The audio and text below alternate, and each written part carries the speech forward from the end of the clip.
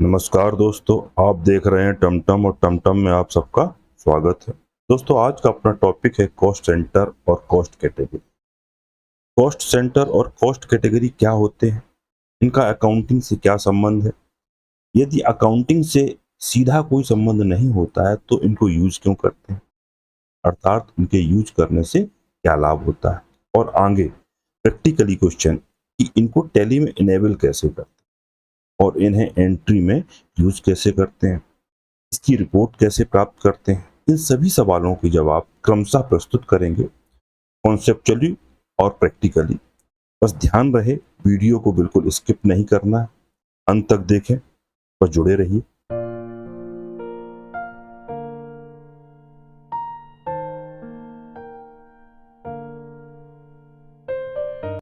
Cost centre और cost category को समझते हैं। जैसा कि हम सब जानते हैं कि बिजनेस अकाउंटिंग में एक्सपेंस के अनेक हेड होते हैं। ये हेड मुख्यतः दो कैटेगरी में बटे होते हैं, एक आपका डायरेक्ट एक्सपेंस होता है, दूसरा इनडायरेक्ट एक्सपेंस।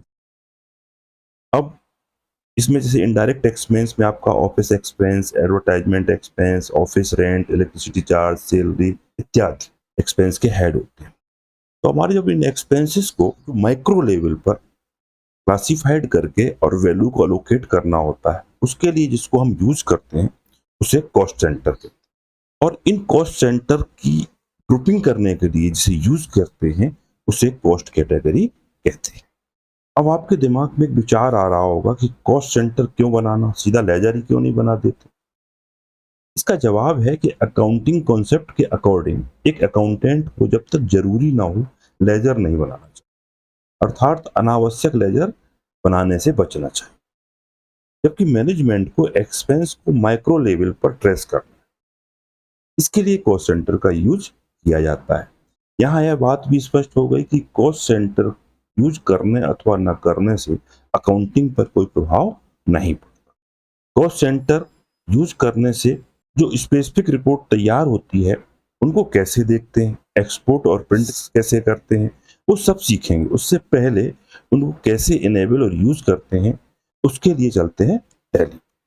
टैली और कंपनी ओपन है। सबसे पहले cost centre and cost category को इनेबल कैसे, उसके लिए यही गेटवे ऑफ टैली पर press F11 for features. Features में एक ऑप्शन आ रहा है आपका इनेबल कॉस्ट सेंटर, और इसको हम यस सेट कर देंगे, दैट्स मीन इनेबल कर देंगे। यहाँ कॉस्ट सेंटर इनेबल करते ही कॉस्ट कैटेगरी उसी के साथ ही इनेबल। टैली प्राइम में टैली ERP9 की तरह से हमें अलग से कॉस्ट कैटेगरी को इनेबल करने की आवश्यकता नहीं होती। इसको हम सेव कर देंगे। अब हम क्या कर लेते हैं, कॉस्ट सेंटर क्रिएट कर लेते हैं।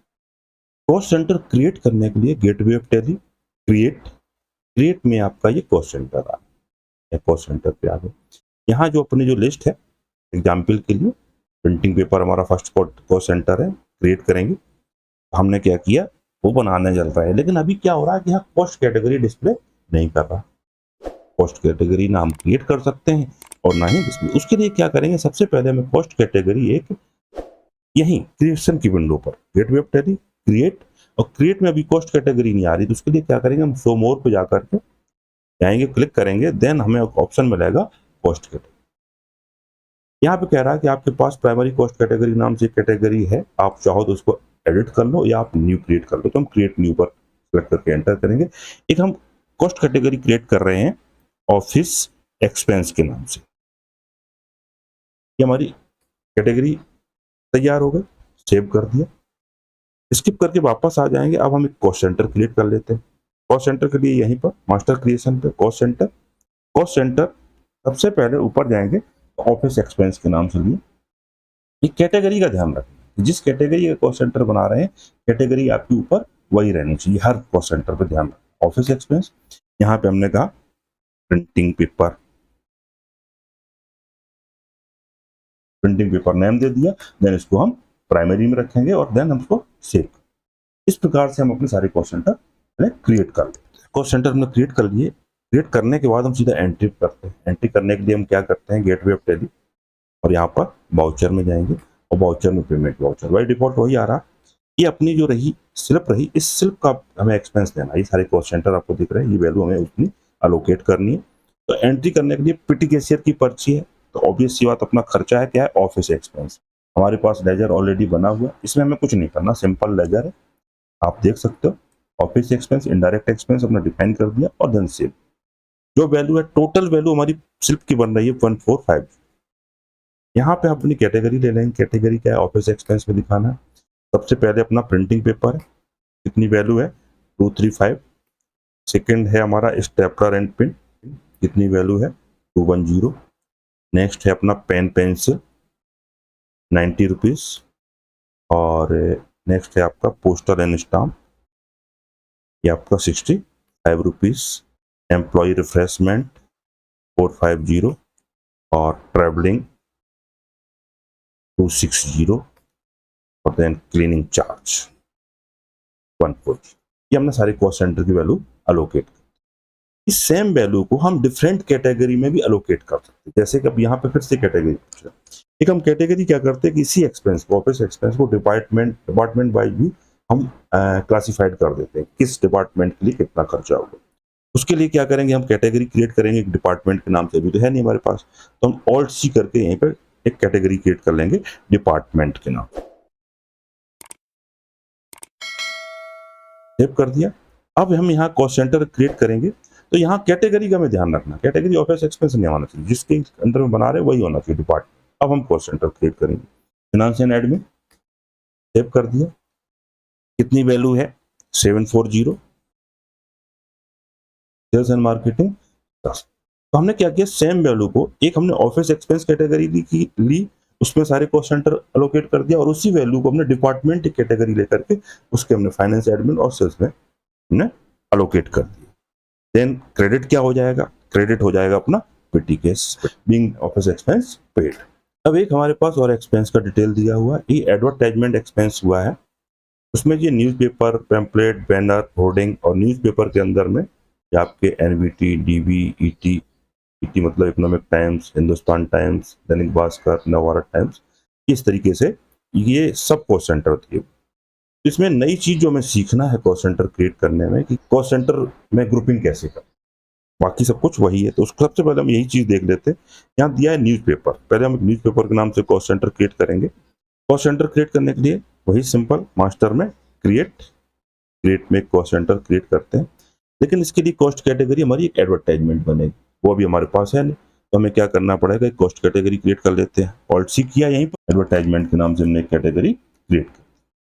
इसके अंडर में हम एक न्यूज़पेपर के नाम से कॉस्ट सेंटर क्रिएट कर देंगे। नेक्स्ट कॉस्ट सेंटर जो हमें एनवीटी बनाना है, अब इसको अंडर प्राइमरी नहीं रखेंगे, इसको क्या करेंगे, हम न्यूज़पेपर के अंडर हम कॉस्ट सेंटर की ग्रुपिंग कर रहे हैं। कैटेगरी ऊपर दे रहे हैं, नीचे कॉस्ट सेंटर ग्रुप न्यूज़पेपर के ग्रुप में आ रहा है एनवीटी। ऐसे आपका नेक्स्ट आ जाएगा आपका ईटी, ये भी किस में आ जाएगा, न्यूज़पेपर। इसी प्रकार से आपका डीवी, इसमें आएगा न्यूज़पेपर, और लास्ट में बचता है आपका एचटी, हिंदुस्तान टाइम्स, ये भी आ जाएगा आपका न्यूज़पेपर। अब आप देखिए अपनी जो एक्सपेंस का डिटेल है, उसमें हमने 4 थे न्यूज़पेपर के अंडर में, चारों को ग्रुपिंग कर दिया। रेस्ट हम उसी तरीके से बनाते हैं, वैसे ही हम बनाए ले रहे हैं। कॉस्ट सेंटर जो हमने क्रिएट किए हैं, जो एनवीटी और डीवी वगैरह बनाए हैं, उसको हमने नीचे अंडर न्यूज़पेपर में रखा है। रेस्ट आपका जैसे चाहे न्यूज़पेपर हो चाहे पैम्पलेट, जैसे हमने कहा न्यूज़पेपर हमने अंडर प्राइमरी में रखा है, इसी प्रकार से पैम्पलेट और बैनर को भी हमने प्राइमरी के अंडर में रखा है नीचे। ठीक है, इस तरीके से सारे हमने कॉस्ट सेंटर ग्रुप बना दिए। अब हम एक एंट्री कर लेते हैं। एंट्री करने के लिए वाउचर में जाते हैं, वाउचर में पेमेंट में हम ऑलरेडी हैं। एडवर्टाइजमेंट एक्सपेंस के नाम से अपने पास हेड होना चाहिए है। ठीक है, टोटल ये अमाउंट हमारा बन रहा है 80,000। अब टोटल 80,000 से डेबिट कर देंगे। यहाँ पर कॉस्ट कैटेगरी जो हमारी बन रही है एडवर्टाइजमेंट, इसमें कॉस्ट सेंटर क्या है, तो हम यहाँ न्यूज़पेपर नहीं रहे, हमें कॉस्ट अलोकेट करनी है, तो हम क्या करेंगे, ऊपर न्यूज़पेपर की टोटल 40,000 वैल्यू नहीं लेंगे जो आप यहाँ पे देख रहे हैं। हम क्या करेंगे, एनवीटी लेंगे। एनवीटी का अमाउंट कितना है 5,000। इसके बाद डीवी है, डीवी की वैल्यू है आपकी 7,000 रुपीज। इसके बाद ईटी है, इकोनॉमिक टाइम्स, इसकी वैल्यू है 19,000 रुपीज। नेक्स्ट अपना है एसटी, जिसकी वैल्यू है 9,000। रेस्ट अपना क्या करेंगे, डिफाइन कर देंगे पैम्पलेट, पैम्पलेट कितनी वैल्यू है 5000 और बैनर 25,000 और होर्डिंग है आपका होर्डिंग 10,000। इस तरीके से हम अलोकेट कर देंगे। यहाँ पर न्यूज़पेपर अलोकेट करते टाइम पे नहीं आएगा क्योंकि न्यूज़पेपर हमारा जो है कॉस्ट सेंटर ग्रुप बन गया, सिर्फ हम उसके कॉस्ट सेंटर अलोकेट यहाँ पे करेंगे। देन ये आपकी एंट्री हो गई, किससे पेमेंट किया, बैंक से पेमेंट किया, ये आपकी एंट्री होगी एडवर्टाइजमेंट एक्सपेंसेस पेड। रिपोर्ट देखने के लिए हम सीधा डी प्रेस करेंगे फॉर डिस्प्ले मोर रिपोर्ट्स। यहाँ पर आता है आपका स्टेटमेंट्स ऑफ अकाउंट्स, यहाँ पे कॉस्ट सेंटर। सबसे मेन रिपोर्ट है आपकी कैटेगरी, कैटेगरी समरी क्लिक करेंगे, हमारी ऑल कैटेगरीज की रिपोर्ट यहाँ पर आ गई, एडवर्टाइजमेंट, डिपार्टमेंट और ऑफिस। अगर हमें ऑल रिपोर्ट चाहिए तो यहीं सर आप अपना व्यू तो कर ही रहे हैं, आप प्रिंट करना है कंट्रोल पी करके आप प्रिंट कर सकते हैं। रेस्ट जैसे अदर डॉक्यूमेंट प्रिंट करते हैं यहाँ से प्रिंट करके रिव्यू कर सकते हो। देन प्रिंट पे कमांड देते हो, प्रिंट कमांड दे दो, प्रिंट हो जाएगा। अगर आपको स्पेसिफिक कैटेगरी की केवल रिपोर्ट चाहिए, मान चलो फॉर एग्जांपल एडवर्टाइजमेंट की चाहिए तो एडवर्टाइजमेंट क्लिक करो। और यहाँ पर हमने क्या किया था, कॉस्ट सेंटर की ग्रुपिंग की थी, उसके लिए हम डिटेल में देखने के लिए ऑल्ट F1 कर सकते हैं। जहाँ पे ग्रुपिंग की हो वहीं पे ये काम करेगी। इस तरीके से आप रिपोर्ट दे सकते हो। प्रिंट करना कंट्रोल पी कर लो, व्यू तो आप कर ही रहे हैं, और एक्सपोर्ट करना है तो यहीं पर आप एक्सपोर्ट पर या क्लिक कर दो या कंट्रोल ई प्रेस कर दो। कंट्रोल ई प्रेस करने के बाद अभी ये PDF फॉर्मेट ले रहा है, आपको जौन सा फॉर्मेट लेना तो F8 प्रेस करके यहाँ से F8, यहाँ से आप अपना फाइल का फॉर्मेट बदल सकते हो। जिस फॉर्मेट में एक्सेल में चाहिए एक्सेल में ले सकते हो, और आपको PDF में चाहिए PDF में ले सकते हो। ये करके और इसको यहाँ से एक्सपोर्ट कर सकते हो। तो ये आपकी रिपोर्ट ऑल कैटेगरीज की रिपोर्ट हो गई।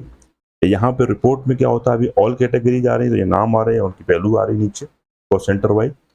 और अगर स्पेसिफिक कैटेगरी में जाते हो तो यही कैटेगरी का नाम आपका यहाँ पर डिस्प्ले करता है, और ये आपका पीरियड डिफाइन दिखाता है कि किस पीरियड की रिपोर्ट, इस पीरियड में जो भी ट्रांजेक्शन हुई है, इन कॉस्ट सेंटर में एलोकेशन हुई है, वो वैल्यू सारी यहाँ पे आपको दिखेगी। उसको आप प्रिंट कर सकते हो, उसको एक्सपोर्ट कर सकते हो। रेस्ट जो आपकी रिपोर्ट है वो cost centre breakup, particular cost centre का ब्रेकअप देखना है वो आप देख सकते हो किसी एक का। फॉर एग्जांपल कॉस्ट सेंटर हमने कहा फाइनेंस एंड एडमिन, तो यहाँ पे वैल्यू आ गई, टोटल इतनी वैल्यू है, इनडायरेक्ट एक्सपेंस में गई। और आप यहाँ पे डिटेल करोगे तो डिटेल में आपका उसका लेजर आ जाएगा, किन किन लेजरों पे दिखाया गया है, तो यहाँ पे आपका होगा कॉस्ट सेंटर ब्रेकअप। इसी प्रकार से आप लेजर ब्रेकअप कर सकते हो। पर्टिकुलर लेजर में देखना है, तो फॉर एग्जाम्पल ऑफिस एक्सपेंस, हम ये लेजर देख रहे हैं ना कि कॉस्ट सेंटर, ये लेजर में, इस लेजर में कौन कौन से कॉस्ट सेंटर आए हैं, तो यहाँ पे सबसे मेन रिपोर्ट आपकी कैटेगरीज, यहाँ कैटेगरी समरी में यही एनालाइज है। रहा सवाल MIS का, तो ये हमारे क्या है कि जो हमारी कॉस्ट की ट्रेसिंग है, जो मैनेजमेंट चाहता है उस, और कैसे चाहता है, किस प्रकार से चाहता है, उसके अकॉर्डिंग हमने कॉस्ट सेंटर डिफाइन कर देंगे, वैल्यू एलोकेट कर देंगे, उसके अकॉर्डिंग ये आपकी रिपोर्ट यहाँ से जनरेट हो जाएगी। तो ये MIS रिपोर्ट अपने आप में नहीं है, बट MIS रिपोर्ट का एक छोटा सा पार्ट, एक्सपेंस की प्रॉपर ट्रेसिंग हो जाती है इसके थ्रू। उम्मीद है वीडियो आपको पसंद आएगा। वीडियो अगर पसंद आए तो वीडियो को लाइक और शेयर करें, और चैनल को यदि अभी तक सब्सक्राइब नहीं किया है तो कृपया सब्सक्राइब कर लें और घंटी को दबा दें। जुड़ने के लिए बहुत बहुत धन्यवाद।